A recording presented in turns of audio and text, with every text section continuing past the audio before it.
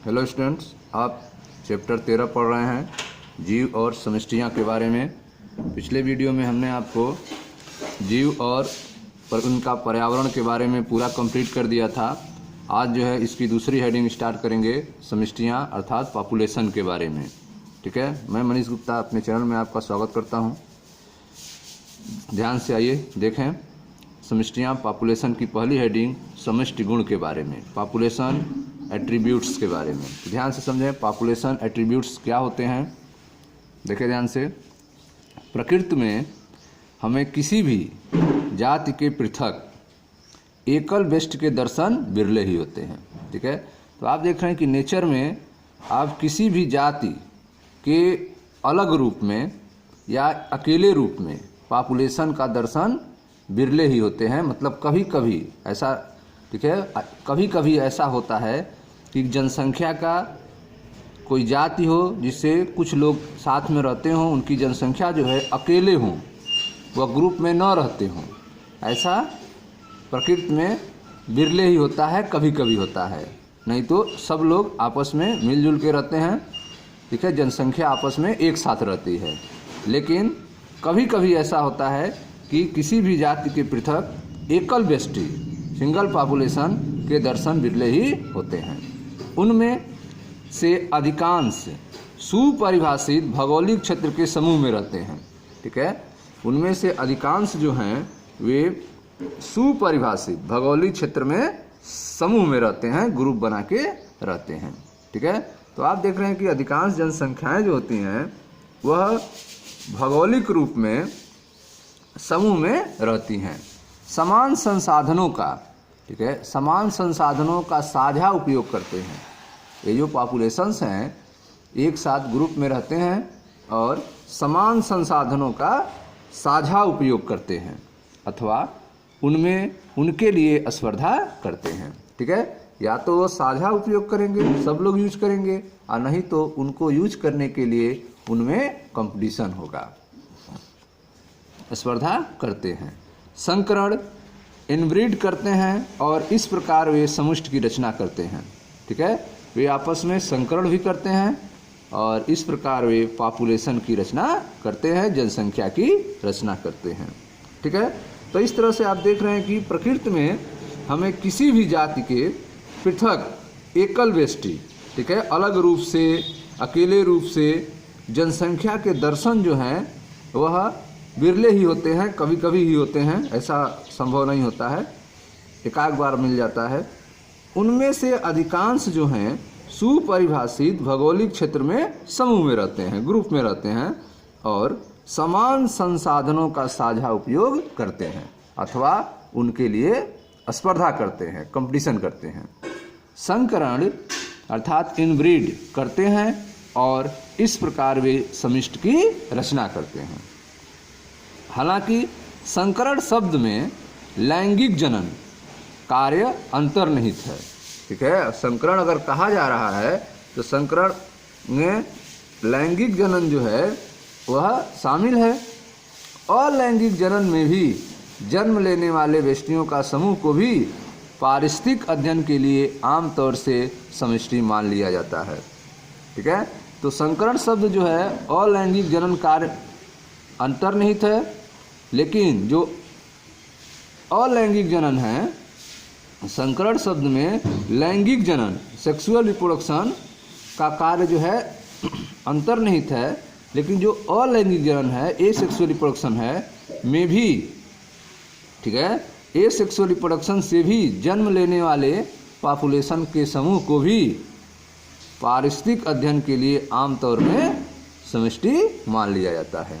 ठीक है, तो पारिस्थितिक अध्ययन के लिए चाहे वह सेक्सुअल रिप्रोडक्शन से जन्म हुआ हो या फिर ए सेक्सुअल रिप्रोडक्शन से जन्म हुआ हो, उन सारी जनसंख्याओं को पारिस्थितिक अध्ययन के लिए आमतौर पर पॉपुलेशन मान लिया जाता है, समष्टि मान लिया जाता है। आर्द्र भूमि में सभी जलकाक, ठीक है, नमी वाले भूमि में जो जितने भी जल प्लॉक पैदा होते हैं जलकाक, वन क्षेत्र में सागवान, ठीक है, वन क्षेत्र में सागवान, टीकवुड के पेड़, संवर्धन प्लेट में जीवाणु, संवर्धन प्लेट में जीवाणु, त्याग दिए गए आवास में चूहे, कहीं कोई घर छोड़ के चला गया है, आवास खाली कर दिया गया है और उसमें बहुत सारे चूहे इकट्ठा हो गए हैं।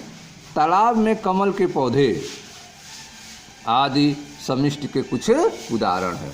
ठीक है, तो आप देख रहे हैं कि पॉपुलेशन के कौन कौन से उदाहरण हैं। तो आर्द्र भूमि में सभी जलकाक, ठीक है, जो नमी वाली भूमि है उसमें जितने भी पौधे उगे हुए हैं छोटे बड़े, ठीक है। वन क्षेत्र में सागवान के पेड़, वन है उसमें बहुत सारे सागवान टीकूड उगे हुए हैं, वे पेड़। संवर्धन प्लेट में जीवाणु, ठीक है, ग्रोथ मीडियम है, संवर्धन प्लेट है, उसमें जितने भी जीवाणु तैयार हुए हैं। त्याग दिए गए आवास में चूहे और तालाब में कमल के पौधे आदि समिष्टि के कुछ उदाहरण है, पॉपुलेशन के कुछ उदाहरण है।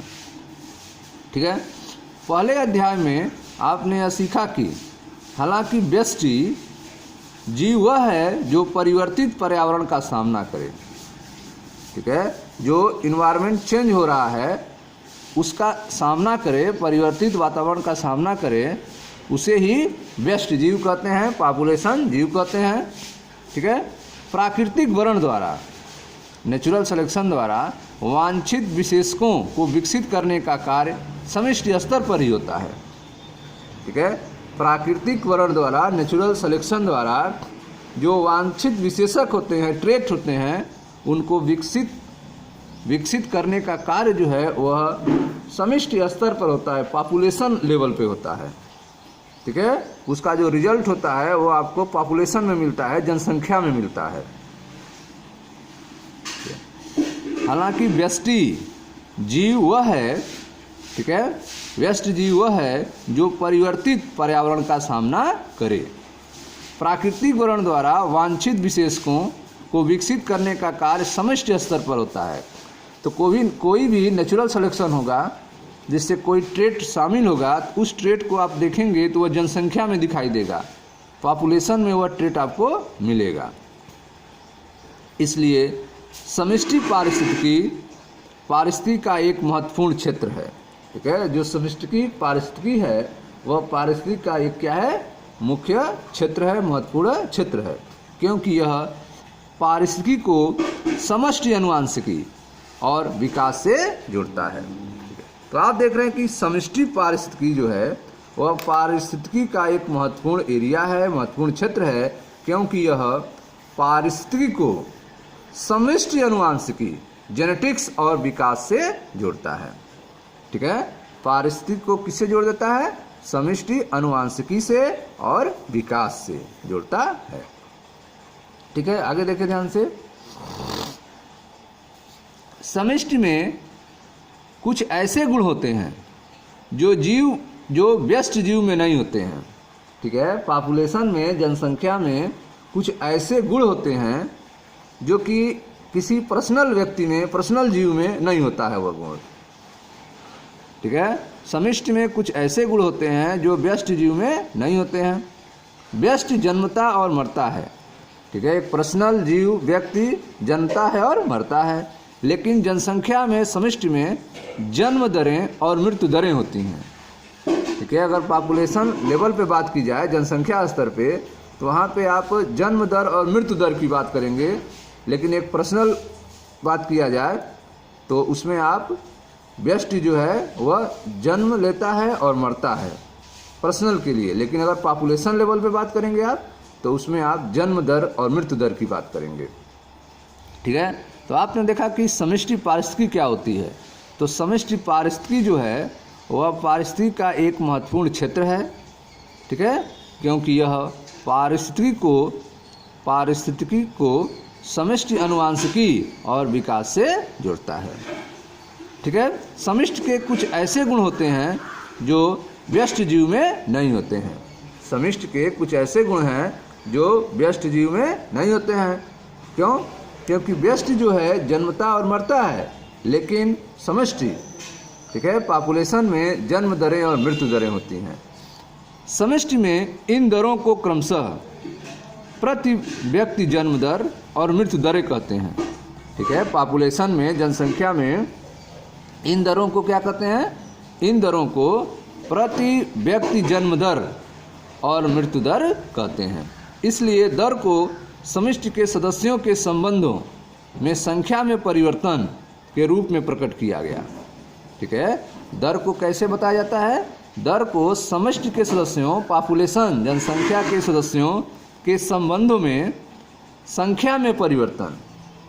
ठीक है, जनसंख्या में जो है क्या परिवर्तन हो रहा है, संख्या में वह बढ़ रहा है, पॉपुलेशन की जनसंख्या घट रही है, इस रूप में हम समष्टि के सदस्यों का संबंध व्यक्त करते हैं।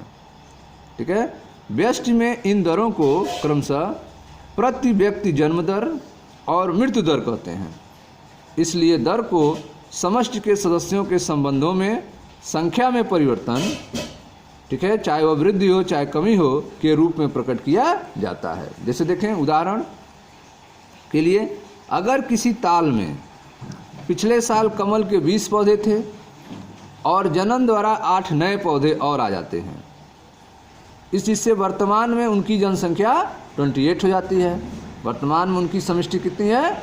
28 हो गई। तो हम जन्म दर को कैसे निकालेंगे? जन्म दर बराबर, ठीक है, जो नए जन्म हुए हैं 8 और जो पहले थे, ठीक है, तो 8/20, 8/20 अर्थात जन्म दर जो है वह 0.4 संतति प्रति कमल प्रति वर्ष के हिसाब से परिकलन करते हैं। ठीक है, तो यह जन्म दर हो गई, अर्थात जो नए पौधे उगे हैं और पिछले साल जो पौधे थे उनका भाग देते हैं 8/20, तो भाग देने से आ गया आपका 0.4। तो यह जो 0.4 आया है यह है आपका संतति प्रति कमल प्रति वर्ष के हिसाब से जन्म दर, जिसको आप इस तरह से कैलकुलेट कर सकते हैं। अगर प्रयोगशाला समष्टि में 40 फल मक्खियों में से, ठीक है, प्रयोगशाला समष्टि में 40 फल मक्खियों में से 4 व्यष्टि किसी विशिष्टीकृत समय अंतराल में, मान लीजिए 1 सप्ताह के दौरान मर जाते हैं। ठीक है, प्रयोगशाला समष्टि में 40 फल मक्खियाँ हैं, जिसमें से 4 व्यष्टि जो हैं वह विशिष्टीकृत समय अंतराल अर्थात 1 सप्ताह में मर जाते हैं। तो उस समय के दौरान समष्टि में मृत्यु दर क्या होगी? 1 हफ्ते के दौरान समष्टि में मृत्यु दर जो होगी वह 4/40, 4/40 अर्थात 0.1 व्यष्टि प्रति फल मक्खी प्रति सप्ताह कहलाएगी। ठीक है, तो इस दौरान आप देख रहे हैं कि मृत्यु दर जो है वह 0.1 व्यष्टि प्रति फल मक्खी प्रति सप्ताह कहलाएगी। ठीक है, तो इस तरह से जन्म दर और मृत्यु दर की गणना करते हैं। ठीक है, तो यह हो गया समष्टि का पहला गुण। दूसरा गुण देखें ध्यान से, समष्टि का दूसरा विशिष्ट गुण लिंग अनुपात। समष्टि का जो दूसरा विशिष्ट गुण होता है वह लिंग अनुपात होता है, यानी नर और मादा का अनुपात है। समष्टि का दूसरा विशिष्ट गुण लिंग अनुपात यानी नर एवं मादा का अनुपात है। व्यष्टि या तो नर है या मादा है, लेकिन समष्टि का लिंग अनुपात होता है। ठीक है, व्यक्ति चाहे नर हो चाहे मादा हो, लेकिन एक जनसंख्या का, एक पॉपुलेशन का लिंग अनुपात होता है। जैसे कि समष्टि का 60% स्त्री है और 40% नर है।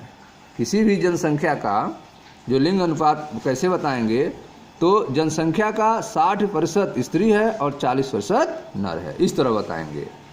ठीक है, तो समष्टि का दूसरा जो विशिष्ट गुण होता है वह लिंग अनुपात होता है, यानी नर और मादा का अनुपात है। व्यष्टि जनसंख्या या तो नर है या मादा है, लेकिन समष्टि का लिंग अनुपात होता है। जैसे कि समष्टि का 60% स्त्री है और 40% नर है। ठीक है, आगे देखें, किसी दिए गए समय में समष्टि भिन्न आयु वाले व्यष्टियों से मिलकर बनती है। ठीक है, किसी दिए गए समय में जो जनसंख्या है, पॉपुलेशन है, वह अलग अलग एज ग्रुप वाले, ठीक है, पॉपुलेशन से, ठीक है, मिलकर बनती है। ठीक है, किसी दिए गए समय में समष्टि जनसंख्या भिन्न आयु वाले लोगों से मिलकर बनती है, व्यष्टियों से मिलकर बनती है। अगर समष्टि के लिए, अगर जनसंख्या के लिए आयु वितरण, दी गई आयु और आयु वर्ग के व्यष्टियों का परसेंटेज, आयु वितरण कैसे देखेंगे, दी गई आयु अथवा आयु वर्ग के व्यष्टियों का परसेंटेज, प्रतिशत आलेखित किया जाता है तो बनने वाले संरचना आयु पिरामिड कहलाता है। ठीक है, तो अगर समष्टि के लिए आयु वितरण, समष्टि के लिए आयु वितरण का आलेखित किया जाता है, समष्टि के लिए आयु वितरण को क्या किया जाए, आलेखित किया जाए, तो बनने वाला संरचना क्या कहलाएगा, आयु पिरामिड कहलाता है। ठीक है, जैसे यहाँ देखें मानव समष्टि के लिए आयु पिरामिड का यहाँ पे निरूपण किया गया है। ठीक है, यह मानव समष्टि के लिए आयु पिरामिड है, जिसमें इसमें इस तरह का अगर पिरामिड आप देखते हैं तो यह जो है बढ़ती हुई समष्टि को बता रहा है। जनसंख्या जो है पॉपुलेशन ग्रोथ पे है, जनसंख्या बढ़ रही है। यह स्थिर जनसंख्या को बताता है पिरामिड, और यह घटती हुई जनसंख्या को पिरामिड बताता है। ठीक है, यह आप देख रहे हैं बढ़ता हुआ पॉपुलेशन है। नीचे वाला जो जन्म पूर्व है वह बड़ा देख रहे हैं आप। ठीक है, जन्म पूर्व एक बड़ा है ऊपर वाले की तुलना में, तो यह बढ़ती हुई जनसंख्या है। यहाँ पे आप देखें यह स्थिर जनसंख्या है, क्योंकि ऊपर वाला और नीचे वाला दोनों सेम साइज के हैं, तो यह स्थिर जनसंख्या को दिखा रहा है। और यह जनसंख्या घट रहा है, क्योंकि ऊपर वाले से नीचे वाला क्या है, छोटा है, तो यह जनसंख्या बता रहा है कि घट रहा है। तो यह बढ़ते जनसंख्या को पिरामिड बता रहा है, यह स्थिर जनसंख्या को पिरामिड बता रहा है, और यह घटते हुए जनसंख्या को पिरामिड बता रहा है। ठीक है, यह 3 कलर में आप देख रहे हैं बना हुआ है। ऊपर वाला जन्मोत्तर है, ठीक है, पोस्ट रिप्रोडक्टिव है। यह जो ब्लू कलर आप देख रहे हैं यह आपका जन्मक्षम है, जनन क्षम है, रिप्रोडक्टिव है। और यह आपका जो है जन्म पूर्व है, प्री रिप्रोडक्टिव है। ठीक है, तो यह प्री रिप्रोडक्टिव हो गया, यह आपका रिप्रोडक्टिव हो गया, और यह हो गया आपका पोस्ट रिप्रोडक्टिव, अर्थात जन्म पूर्व, जनन क्षम्य और जन्मोत्तर का यह ग्राफ बना हुआ है तीनों, जिसमें पहला जो है जन्म पूर्व का ग्राफ देख रहे हैं यह बड़ा है। ठीक है, तो यह बढ़ती हुई जनसंख्या को बताता है, और यह दोनों जननक्षम और जन्म पूर्व सेम साइज के हैं, तो यह स्थिर जनसंख्या को बता रहा है। और इसमें जो है जन्म पूर्व जो है, ठीक है, जनन जो है कम हो गया है, जन्म पूर्व जो है आपका प्री रिप्रोडक्टिव की संख्या घट गई है, और रिप्रोडक्टिव की संख्या आप देख रहे हैं जो है उससे अधिक है, और तो यह जनसंख्या को घटते हुए रिप्रेजेंट कर रहा है। तो यह मानव समष्टि के लिए आयु पिरामिड का निरूपण है, जो बढ़ती हुई जनसंख्या, स्थिर जनसंख्या और घटती हुई जनसंख्या को रिप्रेजेंट कर रहा है। तो किसी दिए गए समय में समष्टि भिन्न आयु वाले व्यष्टियों से मिलकर बनती है।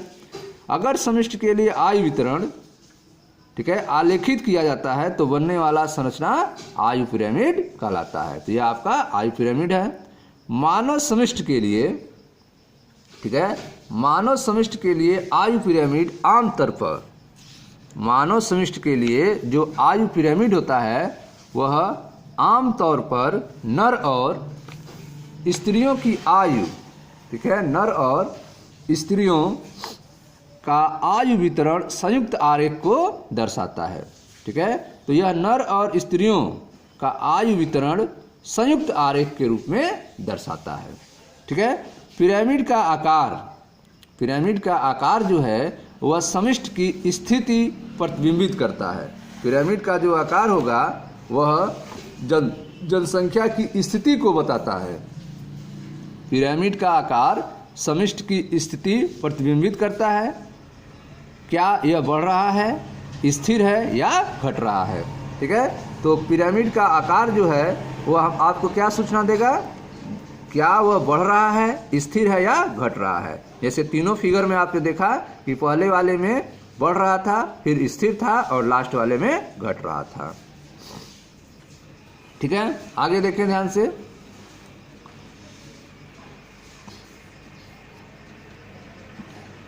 समष्टि का साइज, समष्टि का साइज आवास में उसकी स्थिति के बारे में बहुत कुछ बताता है।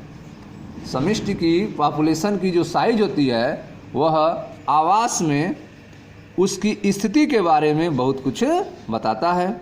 समष्टि हम कैसे भी पारिस्थितिक प्रक्रम, ठीक है, अन्वेषण करना चाहें, समष्टि हम कैसे भी पारिस्थितिक प्रक्रम अन्वेषण करना चाहें, भले ही यह दूसरी जातियों से स्पर्धा का परिणाम हो, परिभक्षी का प्रभाव हो या पिंडक नासी अनुप्रयुक्त करने का प्रभाव हो, हम उनका मूल्यांकन हमेशा ही समष्टि के साइज में कोई परिवर्तन के संबंध में करते हैं। ठीक है, तो आप देख रहे हैं कि जब भी आपको समष्टि का मूल्यांकन करना हो तो हमेशा समष्टि के साइज में कोई परिवर्तन के संदर्भ में करते हैं, चाहे वह परिवर्तन कैसे भी आया हो। ठीक है, वह स्पर्धा के कारण हो, परभक्षी के प्रभाव के कारण हो या पिंडक नासी के प्रभाव के कारण हो। ठीक है, तो समष्टि का साइज आवास में उसकी स्थिति के बारे में बहुत कुछ बताता है। समष्टि का साइज जो है वो आवास में उसकी स्थिति के बारे में बहुत कुछ बताता है। समष्टि हम कैसे भी पारिस्थितिक प्रक्रम अन्वेषण इन्वेस्टिगेट करना चाहें, समष्टि के बारे में अगर आप इन्वेस्टिगेट करना चाहें, पता करना चाहें, भले ही यह दूसरी जातियों के स्पर्धा का रिजल्ट हो, परिणाम हो, परभक्षी का प्रभाव हो या पिंडक नासी अनुप्रयुक्त करने का प्रभाव हो, हम उनका मूल्यांकन हमेशा ही समष्टि की साइज में कोई परिवर्तन के संबंध में करते हैं। ठीक है, तो उनका मूल्यांकन जो होगा वो हमेशा समष्टि के साइज में कोई परिवर्तन के संदर्भ में करते हैं। ठीक है, प्रकृति में समष्टि की साइज की इतनी कम संख्या में भी, प्रकृति में समष्टि के साइज की इतनी कम संख्या में भी, जैसे 10 से कम भरतपुर आर्द्रभूमि क्षेत्र में, भरतपुर आर्द्रभूमि क्षेत्र में 10 से कम, प्रकृति में समष्टि की साइज की इतनी कम संख्या में भी साइबेरियाई सारस या किसी साल लाखों में हो सकती हैं, जैसे तालाब में क्लेमिडोमोनास। ठीक है, प्रकृति में समष्टि की साइज जो है वह कम संख्या में हो सकती है, जैसे 10 से कम, जैसे भरतपुर के आर्द्रभूमि क्षेत्र में साइबेरियाई सारस की संख्या 10 से कम, या फिर किसी साल लाखों में हो सकती है, जैसे तालाब में क्लेमिडोमोनास। ठीक है, यह आवश्यक नहीं है कि समष्टि को जो अधिक तकनीकी रूप से समष्टि घनत्व कहलाती है n के रूप में अभिगृहित करते हैं। ठीक है, तो जो जनसंख्या है वह 10 से कम भी हो सकती है और लाखों से भी अधिक हो सकती है। यह आवश्यक नहीं है कि समष्टि को जो अधिक तकनीकी रूप से समष्टि घनत्व कहलाती है, समष्टि को आप क्या कहेंगे, समष्टि घनत्व कहेंगे, टेक्निकल रूप से पॉपुलेशन डेंसिटी कहेंगे, जिसको किससे रिप्रेजेंट करेंगे, कैपिटल N से। हालांकि समष्टि घनत्व की सबसे उपयुक्त माप आमतौर पर कुल संख्या है। समष्टि घनत्व का सबसे उपयुक्त माप क्या होता है, कुल संख्या है, आमतौर पर कुल संख्या है। कुछ मामलों में यह अर्थहीन होती है अथवा इसका निर्धारण कठिन होता है। समष्टि घनत्व का निर्धारण क्या होता है, कठिन होता है, अर्थहीन होता है कुछ मामलों में। किसी क्षेत्र में अगर 200 पार्थेनियम पादप हैं, ठीक है, अगर किसी क्षेत्र में 200 पार्थेनियम पादप हैं, लेकिन केवल एक अकेला बड़े वितान कैनोपी वाला बरगद का विशाल वृक्ष है, तो यह कहना है कि पार्थेनियम के सापेक्ष बरगद का समष्टि घनत्व कम है। ठीक है, अगर किसी जगह पे 200 पार्थेनियम पादप हैं, लेकिन केवल एक अकेला बड़े वितान कैनोपी वाला बरगद का विशाल वृक्ष है, तो यह कहना कि पार्थेनियम के सापेक्ष बरगद की समष्टि घनत्व कम है, बरगद की संख्या कम है। उस समुदाय में बरगद का महत्वपूर्ण भूमिका को आकलन करने के बराबर है।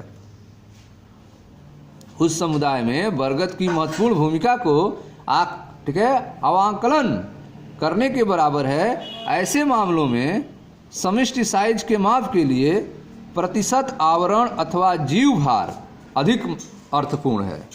ठीक है, तो ऐसे मामलों में क्या करेंगे, समष्टि साइज के माप के लिए प्रतिशत आवरण अथवा जीव भार बायोमास अधिक अर्थपूर्ण है। अगर समष्टि बहुत बड़ी है अथवा गणना असंभव है अथवा बहुत समय लेने वाली है तो कुल संख्या को अपनाने का आधार भी सरल नहीं है। ठीक है, तो अगर समष्टि जो है बहुत बड़ी है अथवा गणना असंभव है अथवा बहुत समय लेने वाली है तो कुल संख्या को अपनाने का आधार भी सरल नहीं है।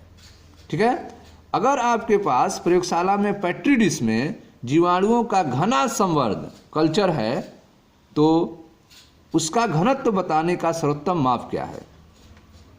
ठीक है, अगर आपके पास प्रयोगशाला में पेट्री डिश में जीवाणुओं का घना कल्चर है तो उसका घनत्व कैसे आप बताएंगे, तो एक छोटे से एरिया में हम कैलकुलेट करेंगे, फिर एरिया मल्टीप्लाई करके निकाल के बताएंगे।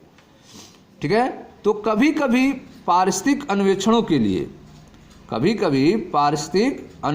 लिए निरपेक्ष समष्टि घनत्व जानने की आवश्यकता नहीं है। कभी कभी जो है पारिस्थितिक अन्वेषणों के लिए निरपेक्ष समष्टि घनत्व जानने की आवश्यकता नहीं है। आपेक्षिक घनत्वों से भी उद्देश्य की पूर्ति भली भांति हो जाती है। ठीक है, तो आप देख रहे हैं कि कभी कभी जो है पारिस्थितिक अन्वेषणों के लिए निरपेक्ष समष्टि घनत्व के जानने की आवश्यकता नहीं है, आपेक्षिक घनत्वों से भी उद्देश्य की पूर्ति भली भांति हो जाती है। जैसे उदाहरण के लिए प्रति पात्र, ठीक है, प्रति पास ट्रैप पकड़ी गई मछलियों की संख्या, ठीक है, प्रति जब आप जाल फेंक रहे हैं प्रति पास अर्थात ट्रैप में पकड़ी गई मछलियों की संख्या झील में कुल समष्टि घनत्व की काफी ठीक माप है। ठीक है, प्रति पास प्रति ट्रैप पकड़ी गई मछलियों की संख्या झील में कुल समष्टि घनत्व की काफी ठीक माप है। हम बहुधा समष्टि के साइज के बिना, ठीक है, हम बहुधा समष्टि के साइज के बिना वास्तव में गिने अथवा बिना देखे अप्रत्यक्ष रूप से आकलन करते हैं। ठीक है, हम जो है समष्टि के साइज के बिना वास्तव में गिने, समष्टि के साइज के बिना वास्तव में गिने अथवा बिना देखे अप्रत्यक्ष रूप से आकलन करते हैं। हमारे राष्ट्रीय उद्यानों और बाघ आरक्षितों रिजर्व्स में बाघ की गणना प्रायः पग चिन्हों से और मल गुटिकाओं आधारित होती है। ठीक है, तो आप देख रहे हैं कि जो समष्टि की साइज की गणना जो है वह इनडायरेक्ट रूप से किया जाता है। ठीक है, वास्तव में बिना गिने हुए किया जाता है।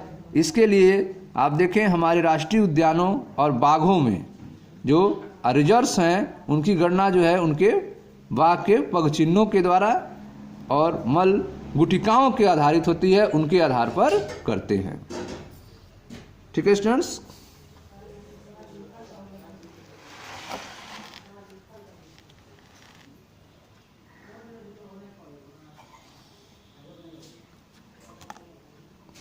अब देखें स्टूडेंट्स, यह थोड़ी सी चर्चा कर लेते हैं समष्टि वृद्धि के बारे में, जो अगले वीडियो में इसको एक्सप्लेन करेंगे।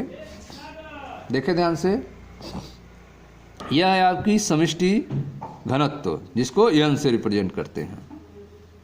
समष्टि अर्थात जनसंख्या घनत्व n। ठीक है, कैसे यह बढ़ेगा कैसे घटेगा, देखें ध्यान से, यह है आपका जन्म दर बर्थ रेट जिसको b से रिप्रेजेंट करेंगे, समष्टि घनत्व को n से रिप्रेजेंट करेंगे। यह है आप्रवासन, कहीं से बाहर से लोग आए हैं, और यह है उत्प्रवासन ई से जो जा रहे हैं, और यह है आपका मृत्यु दर जो है d। ठीक है, तो यह समष्टि घनत्व है n, जनसंख्या घनत्व है n। ठीक है, जनसंख्या घनत्व कब बढ़ेगी, जब जन्म दर बढ़ेगी। जब जन्म दर बढ़ जाए तो जनसंख्या घनत्व बढ़ जाएगी, या बाहर से लोग आ जाए तो जनसंख्या घनत्व बढ़ जाएगी। कब घटेगी, जब उत्प्रवासन हो जाए, लोग चले जाएं। तब जनसंख्या घनत्व घट जाएगी, या फिर मृत्यु दर हो जाए, लोग मर जाएं, तब जनसंख्या घनत्व घटेगी। ठीक है, तो यह जो कुछ कारण है जनसंख्या बढ़ने की और घटने की, जिसके बारे में हम अगली वीडियो समष्टि वृद्धि में चर्चा करेंगे। मिलते हैं नेक्स्ट वीडियो में। Thank you.